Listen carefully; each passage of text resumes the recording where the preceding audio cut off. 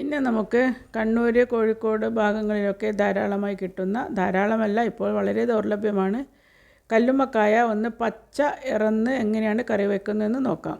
അങ്ങനെ പച്ച കല്ലുമ്മക്കായ ഒന്ന് വെള്ളത്തിലിട്ട് ഒരു അറ്റം മൂർച്ചയുള്ള ഒരു കത്തി കൊണ്ട്, ഒരുപാട് മൂർച്ചയുള്ള കത്തി എടുക്കരുത്, കൈ പെട്ടെന്ന് തെറ്റിപ്പോയാൽ കൈക്കാവും കത്തി വരിക.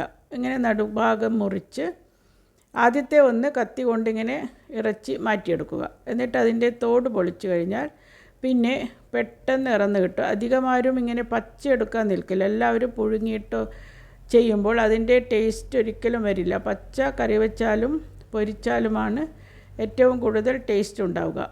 ഇത് നടുഭാഗം അറ്റം കൂർപ്പുള്ളൊരു കത്തി വേണം, പക്ഷേ അത് മൂർച്ചയുള്ളത് എടുക്കരുത്. പിന്നെ ആദ്യത്തെ ആ തോടിൻ്റെ പൊട്ടിച്ചത് കൊണ്ട് തന്നെ ബാക്കിയെല്ലാം ഇങ്ങനെ ഇറച്ചി പുറത്തെടുക്കാം. ഒരുപാട് സമയമൊന്നും വേണ്ട. ഇതിപ്പോൾ ഒരുപാടൊന്നും വാങ്ങാൻ പറ്റുന്നില്ല. കിലോയ്ക്കിപ്പോൾ ഞാൻ വാങ്ങുന്നതെന്ന് 300 രൂപയാണ്. ചിലപ്പോൾ ഇറച്ചി ഉണ്ടാവും, ചിലപ്പോൾ ഇറച്ചി ഉണ്ടാവില്ല. ഈ മീഡിയം സൈസിന് തന്നെ 300 രൂപ. എന്തായാലും അതിൻ്റെ രുചിയോർത്ത് വാങ്ങും. പിന്നെ മിക്കതിൻ്റെയും നടുഭാഗത്ത് ഇങ്ങനെ നാര് പോലെയുള്ളൊരു ഭാഗമുണ്ടാവും. അത് കത്തി ഉപയോഗിച്ച് മുറിച്ച് കളയണം. അത് നമുക്ക് കറി വെച്ചാൽ വെന്ത് കിട്ടുന്നൊരു സാധനമല്ല. അത് നാര് പോലെയുള്ള ഭാഗം കത്തി കൊണ്ട് മുറിച്ച് കളഞ്ഞതിന് ശേഷം നമുക്ക് ഇത് വൃത്തിയായി കഴുകിയെടുക്കാം. അങ്ങനെ അത് എടുത്ത് കളഞ്ഞിട്ടുണ്ട്. ഒക്കെ വൃത്തിയാക്കിയതിന് ശേഷം നമുക്കിതൊന്ന് വെറുതെ ഒരു വെള്ളത്തിലിട്ട് ഒന്ന് ഉലച്ച് കഴുകുക. ഒരുപാട് വെള്ളത്തിലിട്ട് കഴുകിയാൽ പിന്നെ ഇതിൻ്റെ ഇറച്ചിയൊന്നും ബാക്കി കിട്ടില്ല, ഒക്കെ അലിഞ്ഞു പോകും. അങ്ങനെ ഒരു പ്രാവശ്യം ഇത് കഴുകിയതിന് ശേഷം നമുക്ക് പൈപ്പിൻ്റെ അടിയിൽ ചെറുതായി വെള്ളം തുറന്ന് വെച്ച് മീനിൻ്റെയൊക്കെ കുടൽ ഭാഗം നമ്മൾ വൃത്തിയാക്കുന്നില്ലേ, അതുപോലെ ഓരോന്നെടുത്ത് ചെറുതായി ഒന്ന് വൃത്തിയാക്കി വെള്ളത്തിൻ്റെ അടിയിൽ വെച്ചാൽ അതിലുള്ള ഒരുപാട് അഴുക്കൊന്നും ഉണ്ടാവില്ല. അതുകൊണ്ട് ഒരുപാട് വൃത്തിയാക്കുകയൊന്നും വേണ്ട. തോടിൻ്റെ ഉള്ളിലുള്ളതല്ലേ, ചിലപ്പോൾ കുറച്ച് പൂഴി അങ്ങനെയൊക്കെ ഉണ്ടാവും. അത് പുറത്തുള്ളതാണ് ഇതിൻ്റെ അകത്തേക്ക് വരുന്നത്. അങ്ങനെ ഇതുപോലെ വളരെ നേർമയായി പൈപ്പ് തുറന്ന് വെച്ച് ഓരോ ഭാഗവും ഓരോന്നെടുത്ത് ഇങ്ങനെ വിടർത്തി കഴുകിയാൽ അത് പെട്ടെന്ന് വൃത്തിയായി കിട്ടും. ഇത് ഒരു പ്രാവശ്യമേ ഇങ്ങനെ കഴുകേണ്ടു, അപ്പോഴത്തേക്ക് അത് വൃത്തിയായിട്ടുണ്ടാവും. ഒരു പ്രാവശ്യം വിളച്ചും കഴുകണം, അത്രയേ ചെയ്യാവൂ. ഒരുപാട് കഴുകിയാൽ പിന്നെ കല്ലുമ്മക്കായയുടെ ഇറച്ചി ഉണ്ടാവില്ല, ഒക്കെ കഴുകുമ്പോൾ വിട്ടങ്ങ് പോകും. അങ്ങനെ ഇത് കഴുകിയെടുത്തിട്ടുണ്ട്. ഇനി നമുക്ക് ഇത് കഴുകിയെടുത്താൽ ഉടനെ ഇതുപോലെ വച്ചാൽ പിന്നെ അതൊരു പശിമ പോലെയായി നമുക്ക് ഇറച്ചിയൊന്നും കിട്ടില്ല, അതിൻ്റെ രുചിയും കിട്ടില്ല.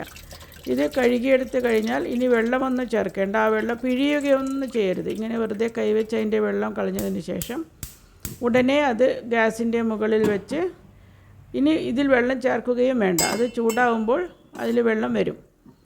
അങ്ങനെ അതൊരു മീഡിയം ഫ്ലെയിമിൽ വെച്ചാൽ മതി.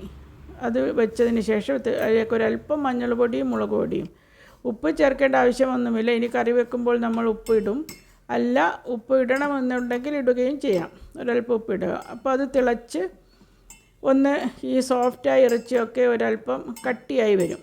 ആ സമയത്ത് തന്നെ നമുക്ക് ഓഫ് ചെയ്യുകയും ചെയ്യാം. വേവുകയൊന്നും വേണ്ട, ഇനി കറിയിൽ നിന്ന് വേവേണ്ടതാണല്ലോ. അതുകൊണ്ട് ഇത്ര മാത്രം ഒന്ന് തിളച്ച് എല്ലാ ഭാഗവും ഒന്ന് ഇളക്കി കൊടുത്ത് എല്ലാ ഭാഗത്തും ഒന്ന് ചൂട് തട്ടുകയേ വേണ്ടൂ. ചൂട് തട്ടി എന്ന് രീതിയിലായാൽ തീ ഓഫ് ചെയ്ത് നമുക്ക് മൂടി വയ്ക്കാം. ഇതിപ്പോൾ നന്നായി തിളച്ചിട്ടുണ്ട്. ഇനി ഓഫ് ചെയ്ത് മൂടാം. കല്ലുമ്മക്കായ ഇങ്ങനെ കറി വെച്ചാൽ, കല്ലുമ്മക്കായ ചെമ്മീൻ ഒക്കെ ചെമ്മീൻ ഇങ്ങനെ ചൂടാക്കില്ല, എന്തായാലും അതിൻ്റെ അരപ്പൊക്കെ ഒരേ ഇത് തന്നെയാണ്. അതായത് ഇതിനെ അരക്കുമ്പോൾ ഈ കല്ലുമ്മക്കായയിലും ചെമ്മീനിലും നമ്മൾ പുളി ചേർക്കാറില്ല. ഇത് അതിനാവശ്യമുള്ള തേങ്ങയും ഒരല്പം മഞ്ഞളും കായ്മുളകും അരക്കാനെടുത്ത് വെച്ചിട്ടുണ്ട്. അപ്പോഴേക്കും നമുക്ക് അത് അരച്ച് വരാം. അത് ജീരകം കൂട്ടി അരക്കണം കേട്ടോ. ലാസ്റ്റ് തേങ്ങ നന്നായി അരഞ്ഞു കഴിഞ്ഞാൽ ഒരു 1/2 ടീസ്പൂൺ ജീരകം ചേർത്ത് അരച്ച് തേങ്ങ അവിടെ മാറ്റി വെക്കാം. ഇനി ഇതിലേക്ക് ഇഞ്ചിയൊന്നും ചേർക്കരുത്, വെറും പച്ചമുളകും പുളി ചേർക്കില്ല. അതിന് പകരം ഒരു ചെറിയൊരു തക്കാളി ചേർക്കാം. വേറെ ഇഞ്ചിയൊന്നും ചേർത്ത് പോകരുത്, അന്നേരം ഇതിൻ്റെ ടേസ്റ്റ് മാറിപ്പോവും. ഇത് ചെമ്മീനും ഇതേപോലെയാണ്, പച്ച ചെമ്മീനും നമ്മൾ ഇതുപോലെയാണ് കറി വയ്ക്കുക. അങ്ങനെ തേങ്ങ അരച്ച് കൊണ്ടുവന്നിട്ടുണ്ട്. ജീരകം ലാസ്റ്റ് തേങ്ങയിൽ ചേർത്ത് വെച്ച അരച്ചതാണ്.